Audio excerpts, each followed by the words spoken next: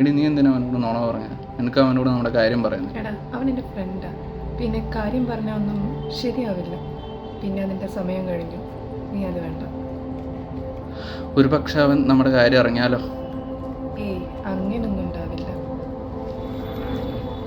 എന്നൊന്നും ഇണ്ടാത്ത സബാഷ്.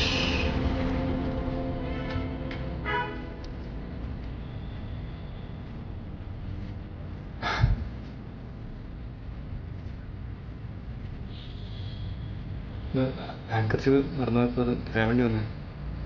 അപ്പോൾ ശരിയാണ്, നോക്കട്ടെ.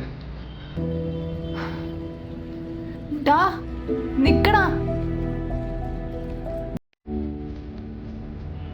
ആ എല്ലാം കഴിഞ്ഞില്ലേ? ആ പോവാം.